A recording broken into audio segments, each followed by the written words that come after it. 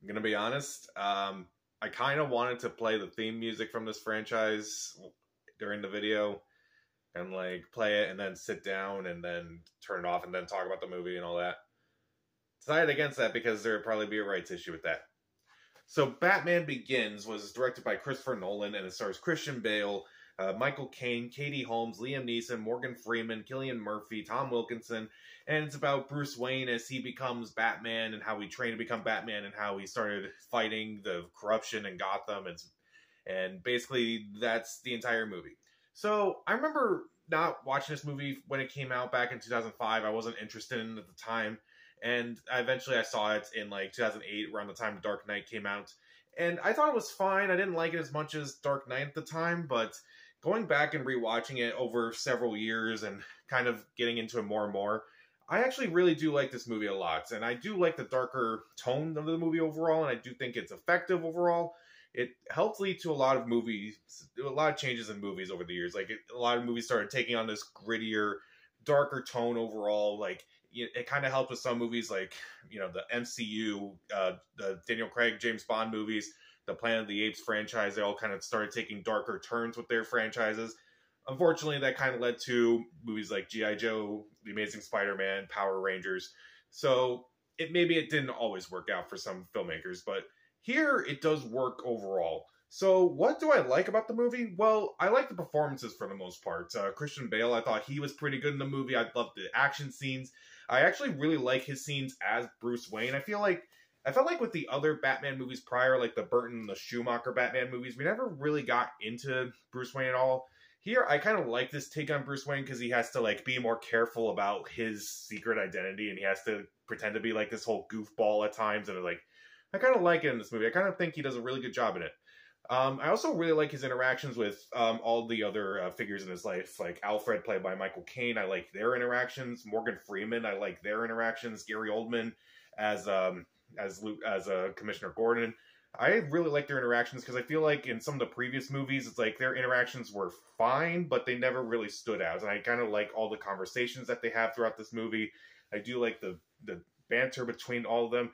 I do like it overall. And this movie definitely feels a lot more cinematic than other Batman movies at the time. I love Wally Pfister's cinematography. It has some incredible shots, like just panning around, just seeing Batman just standing like on a perch. That is incredible. That is really well done and really incredible. Hans Zimmer's score is just incredible in this movie. And I also really like the action eventually. But what I mean by that is that a lot of the action kind of cuts around. And I kind of like how in Batman's first scene, like when, you know, Bruce Wayne is Batman in the movie, kind of like how they kind of hide the fact that it is Batman. And then eventually when, you know, when he starts fighting more and more as Batman, it's like, okay, you kind of see him a lot more in this movie. And I do think it really is effective overall. Like the fighting when he's just training with Liam Neeson is also really good. Also, despite the darker tone of the movie, it admittedly has a darker, more psychological tone in this movie than any of the other Batman movies before. And I do think it is fascinating to look at a comic book movie from this angle, and kind of led to other movies doing this as well. Even though it has a darker tone overall, it doesn't lose the whole humor of things at times.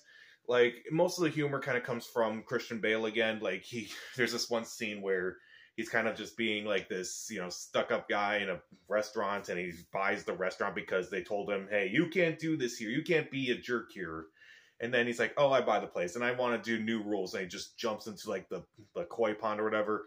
That was funny to me, because, like, it kind of, like, again, it kind of reiterates the point of, like, him trying to hide his identity in ways that's like, oh, there's no way this careless guy would ever be Batman. Like, that is funny to me. Michael Caine has a few funny moments as well, and also with Morgan Freeman as well. They kind of bring a lot of, like, levity to the whole thing, where it's like, okay, obviously this movie is darker than any Batman movie before this, but then again, Batman got pretty dark, especially with Tim Burton. So I do think it does work overall, and there are a lot of great sequences in the movie. Batman's first appearance, I loved, like, especially when that criminal's like, where are you? And he just goes here and just takes him out. That was great. The train at the end, I thought that was great. The training montages with Liam Neeson were really good.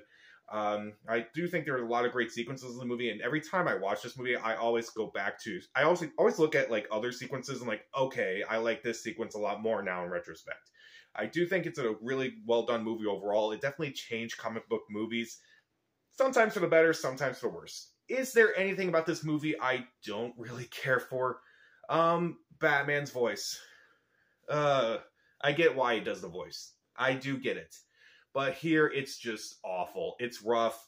It's just annoying. It's honestly a joke. Like, just hearing him just scream, like, you know, swear to me. Like, it's so ridiculous. And with the Batman mask, too, it looks ridiculous. Like, looking back at, like, the Batman from last year and how he had, like, you know, eyeliner around his eyes as well.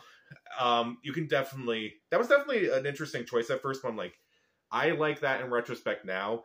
Especially looking back at Christian Bale as Batman, whereas like it just looked ridiculous. It looks really weird. Also, Katie Holmes as Rachel Dawes, I didn't really like her. I felt like she didn't really mesh into this world well enough. I felt like her... I get like why she was in the movie, but at the same time, it's like, I felt like another actress could have done her role a lot better. Also, I kind of didn't believe Tom Wilkinson in the movie, honestly, as this crime lord. And also, I was kind of disappointed that Cillian Murphy doesn't have a whole lot to do in this movie, I felt like. Like, he appears occasionally, and then when he's revealed as a scarecrow and all that, it's cool and everything. And admittedly, when Cillian Murphy's on screen, he is really good. But I also just wish he was in the movie more. And just, it kind of became like Liam Neeson's the villain and Cillian Murphy's like a secondary villain. Even though he's the only villain to appear in all 3 Christopher Nolan Batman movies. So, there's that. I guess that's our fill of Cillian Murphy. But overall, I do like Batman Begins overall. The performances are great. The cinematography and the score and the cinematic feel to it all. The production design is really good as well. The action's pretty good, and it doesn't lose itself with like its humor. And also, I do like the darker, more psychological aspects of this movie.